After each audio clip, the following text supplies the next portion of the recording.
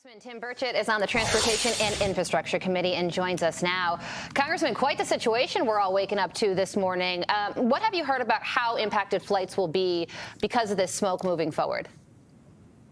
Well, actually, some airline pilots were on the Hill yesterday, and I was talking to them about it, and they confirmed to me my worst fears that, in fact, the flights delayed out of LaGuardia and some other New York areas will have an impact on the rest of the United States due to the fact that it's a major hub.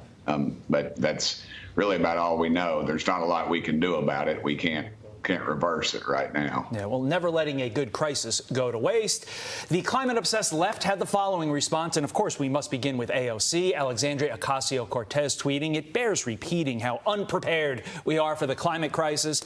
As did President Biden, tweeting, "We've deployed more than 600 U.S. firefighters, support personnel, and equipment to support Canada as they respond to record wildfires, events that are intensifying because of the climate crisis." What's your response to those claims, Congressman? Well, Cortez is my buddy. As I told her yesterday, she's from my friendly neighborhood Marxist, and we are friends. But she, you know, the part of the problem is these areas don't allow controlled burns to take care of what naturally would happen the way God intended for it to do, and then all this tinder builds up, and when you have a dry spell, there's not a lot you can do because it all catches on fire, and we are. You know, we're always trying to reinvent the environment, and then we scratch our heads and say, "Hey, I can't figure out why this is going this way." And dadgummit, the reason it's going that way is because we're not allowing it to take its natural course. Controlled burns naturally the way that is done, and when you don't, this is what happens.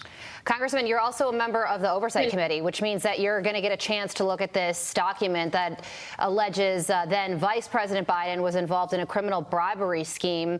When are you going to get a chance to look at that document? And also, how is the Oversight Committee going to investigate these allegations moving forward?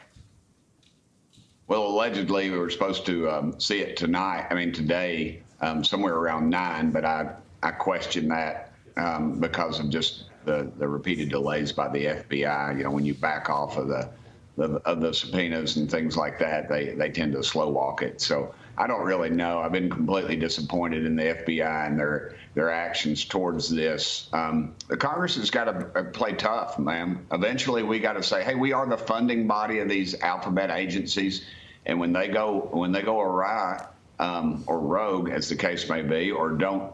Or they basically subvert justice in the case of the president's son, who they've had this for over 5 years now. We got to start talking about cutting their purse strings.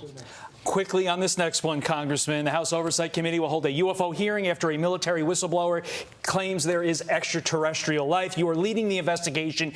In 15 seconds, will we get answers as to whether or not we're alone? We're not alone, and we'll get some answers. And I talked to that man yesterday, and I'm hoping that he'll be hearing as well. But we've been planning this for quite some time. Wow. He did it in 10 seconds, and now I'm utterly terrified. Congressman Burchett, thank you for joining us this morning.